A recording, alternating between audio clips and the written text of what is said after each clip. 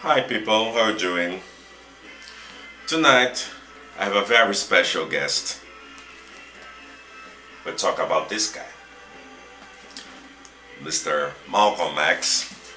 Uh, First of all, I have to tell how I got this book. 2000, 2005, I guess. I was dating an American girl, and of course I heard about Malcolm X for sure, and all these things.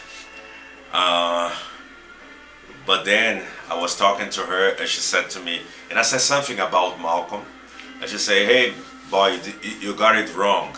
And I said, "No, no, I didn't. I listened to this in the black movement in here." She said, "No, no, no. This is the information people want you to know.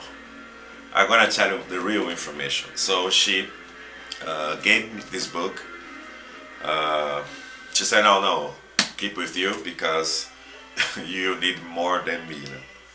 She was a white girl, so uh, and then she was damn right, and it's very interesting story about Malcolm because and surely I got identified with that because he was the only black kid in his classroom and all these things, actually actually as you can see from it, he was mixed, uh, and when you were mixed, from black or white or wherever, you don't fit not into the black side or the white side. You stay in the limbo, and you can see people like Bob Marley too. These guys they don't have a place to stay. They don't feel in any place, so they have to create their own place, as Malcolm did, and he has a very interesting trajectory.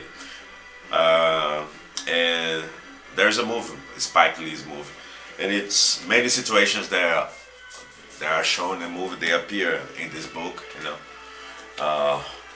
moments that where he was a kind of gambler, uh, and he was betrayed by a white girl, and he said, "Never trust." He said, "If you're a black man, never trust in a white girl."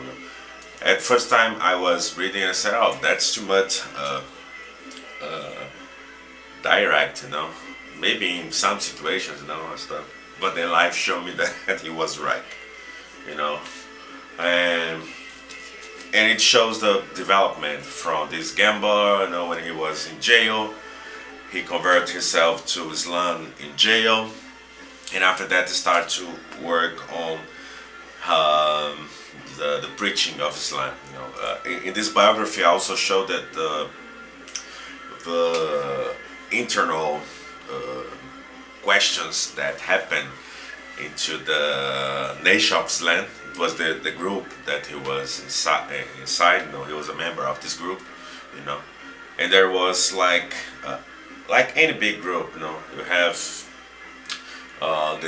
the kind of fight for the power and all this thing. He was in the middle of that.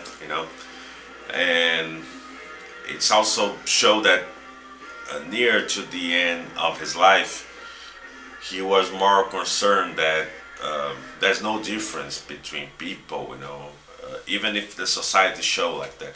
He was kind of become a little bit hippie, and this not hippie at all, but it's because it's the turn in the life. Sometimes you start radical, and then you become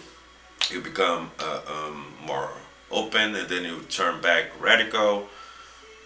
Life's like that, you never know how you will be in 5 years. Your perspective to life, the way you deal with life. Life shows a lot of shit. And it happened to Malcolm. And people used to compare him, saying that he's the kind of heavy side of the black movement, while Martin Luther King is the soft side, But actually, I guess both of them, they fought for the right things. Sometimes you don't fight for the right things in the right way. And then you have to learn during your life, you know. And he has learned, you know, because he used to have a radical speech, you know. And some say that when he started to soften his speech,